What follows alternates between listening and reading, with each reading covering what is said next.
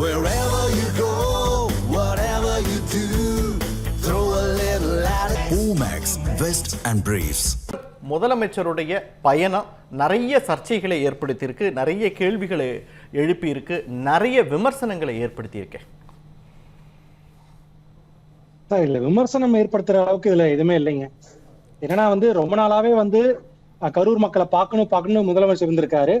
So அது இன்னைக்கு அரசு தரப்பு ஒரு நிகழ்வுகள் அங்க இருந்தது. அரசு முறை பயணமா போகும்போது அங்க மக்கள் சந்திப்பு நடத்தியிருக்காருங்க. சோ இதுக்காக நம்ம ஆடிபிள் கரெக்டா கேக்குதுங்களா? சோ இதுக்காக திமுகவினர் என்ன முதல்வர் விஜய் அவர் கரூர் போறக்கு தடை கேட்கறதும் சோ இது எல்லாமே ரொம்ப வேடிக்கையா இருந்தது. சோ அதெல்லாம் அதுக்கு அடுத்த விஷயங்க. சோ இன்னைக்கு போன பெருசா விமர்சனம் பண்றதுக்கு எதுவுமே இல்லைங்க. ஒரு தாவைக்காக ஆளும் கட்சியோட தலைவர் ஒரு முதலமைச்சர் அவர் அவரு ஆட்சி செய்யற ஒரு ஊருக்கு போறாரு, மக்கள் சந்திப்பு நடத்துறாரு. சோ இதுல விமர்சனம் பண்றதுக்கு எங்க இடம் இருக்குன்னு தெரியலீங்க. சோ அப்படிதான் இதை பாக்கணுங்க. முதலமைச்சர் அவரோட மாநிலத்துக்கு ஒரு மாநிலத்தில் இருக்க ஒரு மாவட்டத்துக்கு ஒரு அரசுமுறை பயணமா போறாரு, மக்கள் சந்திப்பு நடத்துறாரு. இதுல விமர்சனம் பண்றதுக்கு எதுவுமே இல்லைங்க. சரி, ஓகே சார், நிச்சயமா இதே நான் உங்களுடைய முதல் கட்ட கருத்தா எடுத்துக்கிறேன். குயிலன் நிறைய கேள்விகளை முன் வச்சிருக்கார். ஒரு முதலமைச்சரா மட்டுமே கரூருக்கு போயிருந்தா இவ்வளவு சர்ச்சைகள் இருந்திருக்காது. அங்க போய் அவரை பேசுற தொனியிலேருந்து பேசுற விஷயத்திலேருந்து எல்லாமே சர்ச்சைக்குரிய விஷயம். அந்த பணியானை வழங்கினது எல்லாமே எல்லாத்துலயுமே அரசியல் கலந்திருக்குன்னு திமுக சார்பில் குற்றம் சாட்டுறாங்க. அரசியல் கலந்துருக்குதா? இல்லைங்க. ஏன்னா ஒரு அரசியல் கட்சி தொடங்கினா அதோட நோக்கம் என்ன? மக்கள் பணியில தேர்தல் நோக்கி கொண்டு போகுங்க. அதுக்கப்புறம் எல்லாம் ஒரு இயக்கமாவே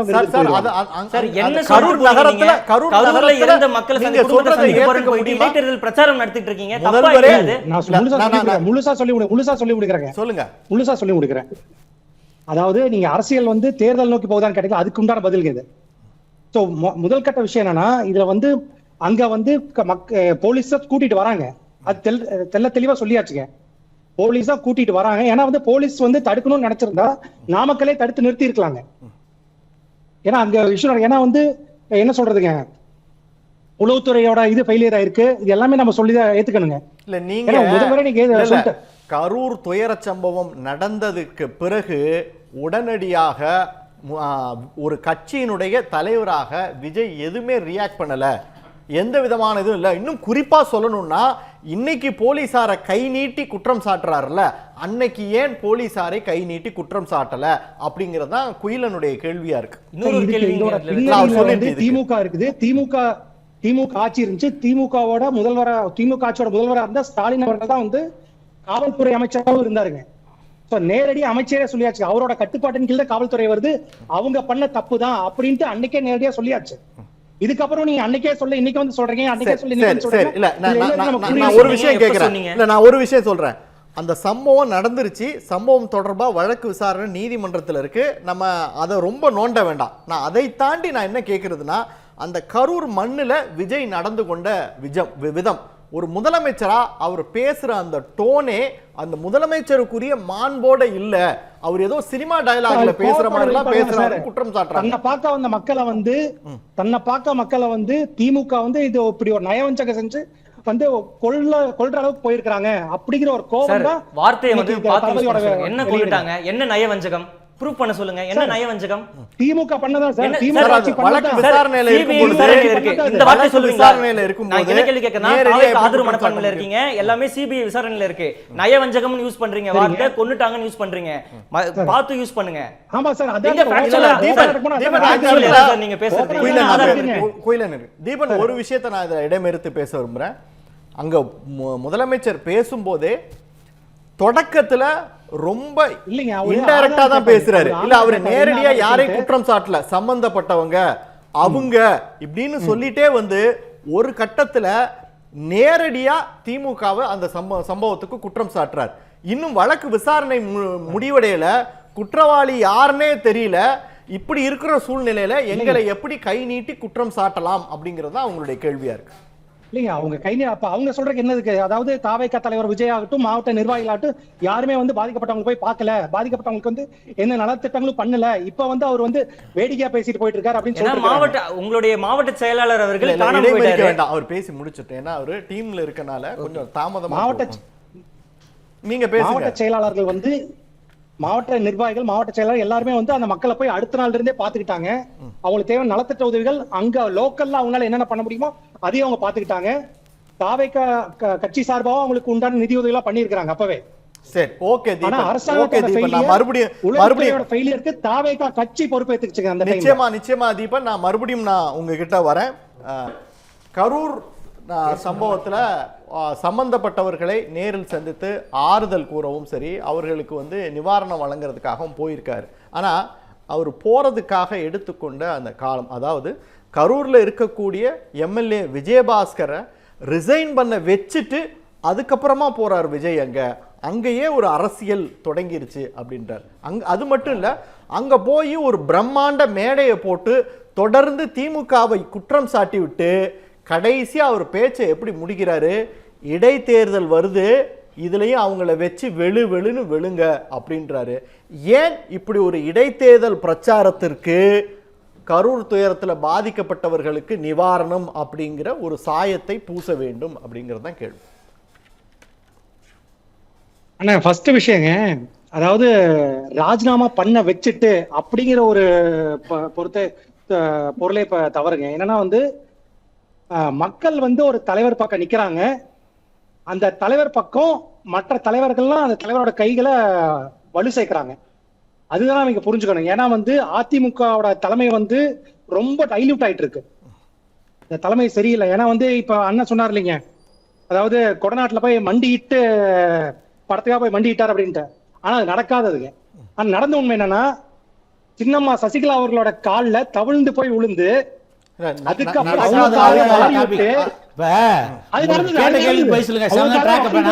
நான் நிறைய பேச வேண்டியிருக்கேன். கருணாநிதி குடும்பத்தை சிகிச்சை அடைந்த குடும்பம் விஜய் குடும்பம். ஒரு காலத்துல வந்து கருணாநிதி வாழ்ந்தவங்க. அவர் திமுக ஜெராக்ஸ்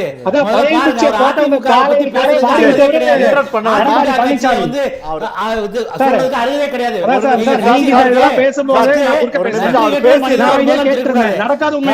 கரூர் விஷயத்தை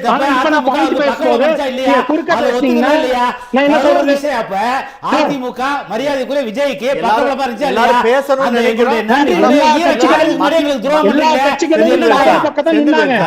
எல்லா கட்சிகளும் மனிதாபிமானம் இருக்கக்கூடிய எல்லா கட்சிகளும் தளபதி பக்கம் நின்னாங்க. காங்கிரஸ்க்கு ஓட்டு போட்டுருக்காரு. காங்கிரஸ்ல இருந்தாரு. காமராஜர் பீரியட்ல பேச விடுங்க. தீபன் தொடர்ந்து பேசுங்க. அதான் சார், சசிகலா அவங்களோட காலை வாரி விட்டு பதவிக்கு வந்தவரு நம்ம எடப்பாடி ஐயா. அதுக்கப்புறமும் சரி அதனால பேசுனீங்க. எடப்பாடி தாவேகா வேட்பாளர் என்ன சார் பண்ணீங்க? சார் கடத்துனீங்க. சொல்லுங்க, சம்பந்தமான क्वेश्चन பதில் சொல்லாதீங்க சார். நீங்க கேட்ட क्वेश्चन பதில் சொன்னீங்களா சார்? நீங்க கேட்ட क्वेश्चन பதில் சொன்னீங்களா?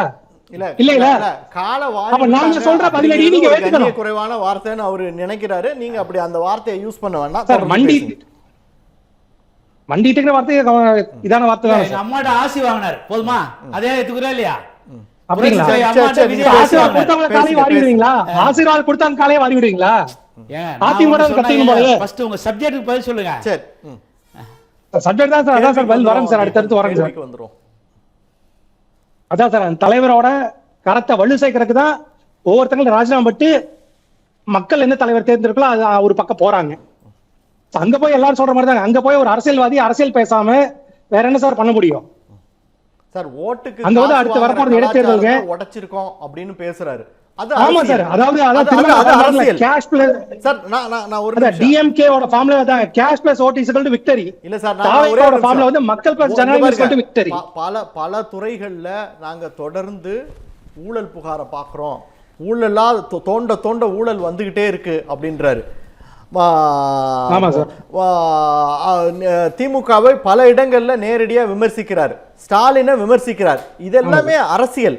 ஆனா அதை தாண்டி அவர் சில விஷயங்களை பேசுறாரு இல்லையா? அந்த கரூர் துயர சம்பவத்தை யாரையோ பின் பாயிண்ட் பண்ணி பேசுறாருல, அதுதான் தவறு அப்படின்றாங்க சார். அங்க நடந்த உண்மையை சொல்றாரு சார். ஏன்னா வந்து டோட்டலா வந்து எல்லா கட்சிகளும் சேர்ந்து தளபதியை வந்து அக்யூஸ் பண்ணிட்டு இருக்காங்க, இவர் செய்யறதா தப்பு அப்படின்ட்டு. ஆனா அங்க நடந்த உண்மையை வந்து அவரால் மட்டும் தான் சொல்ல முடியுங்க. பாத்திருந்த ஒரு காவல்துறை வந்து அவரை கூட்டிட்டு போனது அவர் பேசுறாரு, அவர் பேசுறோம். இல்ல சார், இல்ல இந்த கேள்விக்கு தான் பதில் வரணுங்க. ஏன்னா எதுக்காக சொன்னாங்க இங்க பாருங்க, நல்லா கேட்டுக்கங்க. நடந்த நடந்த உண்மையை அவர் தான் பேசணும், அவர் தான் சொல்லணும் அப்படின்னு நீங்க சொல்றீங்க. இவ்வளவு நாள் அவர் ஏன் சொல்லல அப்படிங்கறதுதான் கேள்வி. இன்னைக்கு அங்க ஒரு இடைத்தேர்தல் அறிவிக்கிறாங்க, அங்க அங்க அங்க முதலமைச்சர் வந்து பதவியை ராஜினாமா பண்ணி இடைத்தேர்தல் வருது அப்படின்னு தெரிஞ்சோடனே கரூர்ல இவ்வளோ விஷயம் நடந்திருக்குன்ற உண்மையை அதற்கு பிறகு ஏன் வெளிப்படுத்தணுங்கிறதான் கேள்வி. தேர்தலோட கடைசி கட்ட பிரச்சாரம் வரைக்கும் அதை சொல்லியிருக்காருங்க. கரூருக்கு போய் இப்பதான் சொல்லியிருக்காரு, ஆனா கடைசி கட்ட பிரச்சாரம் வரைக்கும் அதை சொல்லியிருக்காருங்க. இத பத்தி பேசாமலாம் யாருமே இல்லைங்க. கரூர் சம்பவத்தை பத்தி திமுக பேசுறதை விட தாவேகா தான் அதிக முறை பேசிட்டு இருக்கு. விஜய் தான் அதை தொடர்ந்து பேசிட்டு இருக்காரு. அப்ப கரூர் சம்பவத்தை அரசியலாக்குறதுல திமுகவை விட தாவேகாவுக்கு தான் ஆதாயம் அதிகம் அப்படின்றாங்க. கரூர் சம்பவத்தை திமுக அரசியலாக்கிட்டு இருக்காங்க. அந்த அன்னைக்கு அதாவது அவங்க எப்படி கரூர் சம்பவம் நடந்து அந்த 41 பேர் இறந்த அரை மணி நேரத்துல சொல்லி வச்சவர் அன்பில் மகேஷன் நாங்க போனாரு பாத்தீங்களா, அப்ப இருந்து சந்தேகம் நிறைய எழுப்பலாம் சார். சந்தேகம் நிறைய எழுப்பலாம் சார். ஒரு நிமிஷம் ஒரு நிமிஷம் நான் பேசிடுறேன். காட்சியை நம்ம பார்த்தோம். அங்க அங்க ரொம்ப அழுதாரு சார், உணர்ச்சி வசப்பட்டு. சொல்லுங்க. ஆமாங்க சார், ரொம்ப பாவமா போச்சுன்னு பாக்குறேன். இல்ல நான் கேட்கிற கேள்வி நீங்க புரிஞ்சுக்கல அப்படின்னு நினைக்கிறேன். நான் பேசுறது கேக்குதா உங்களுக்கு? கேக்குது சார். சார் கரூர் சம்பவத்தை திமுக தான் தளபதிக்கு எதிராக தவறா பயன்படுத்திட்டு இருக்காங்க. சரி, ஓகே, நிச்சயமாக நம்ம அத கடந்து வந்துருவோம். ஒரே ஒரு நிமிஷம் தான் இருக்கு, உங்க நிறைவு கருத்தை டக்குன்னு பதிவு பண்ணிக்கங்க. அவர் வந்து காவல்துறை வந்து இண்டிகேட் பண்ணல அப்படின்னு சொல்லிட்டு இருந்தாருங்க, பண்ணாங்கன்ட்டு. ஆனா காவல்துறை நினைச்சா அதை கேன்சல் பண்ணிருக்கலாம்.